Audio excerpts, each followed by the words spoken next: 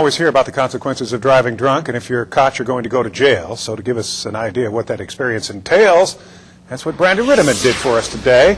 He's live now outside the Washoe County Jail, but Brandon, earlier you went inside. Now, what was that like? Well, it certainly didn't make me want to do this for real, Bill, and I can tell you I was only in there for a couple of hours, but that was long enough to give you a real idea of what it's like to get booked for DUI.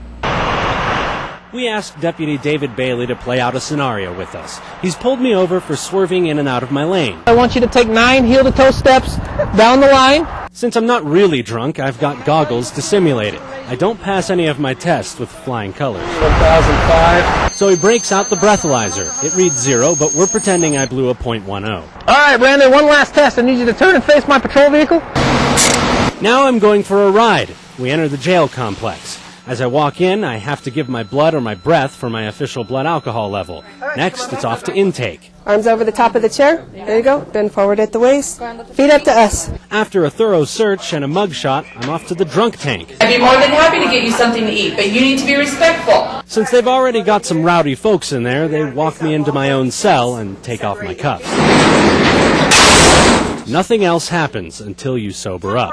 Sometimes that takes up to 12 hours. All right, Mr. Rittiman, come with me.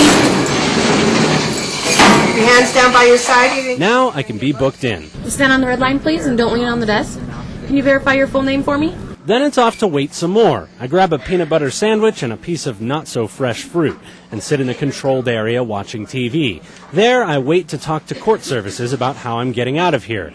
They check out my story and record. I can release you on your own recognizance. That means you don't have to post bail. But I will be under supervision until my case is resolved. I get my stuff back, I'm led outside, and I'll wait to tell my story to the judge. That's the best-case scenario. What about the worst case? Say I got drunk and killed somebody in an accident. Well, in that case, after my mugshot, I get stripped bare and put into a gown. You're going to go into this room, and we'll come check on you in a little while, okay? Go have a seat. It's not meant to shame me. I'm on suicide watch, because when people sober up to the fact they killed somebody, suicide is a real concern. I sit in my padded cell, and getting out will take a lot more time and money. Well, if we go back to the first scenario where I didn't kill anybody, here's a breakdown of the basic costs for a first-time DUI. You can see right there it adds up to well over $1,200 for this mistake, to say nothing of what's going to happen to my car insurance rates. So this is about as cheap as it gets. Something to think about when you start making your plans for tomorrow night.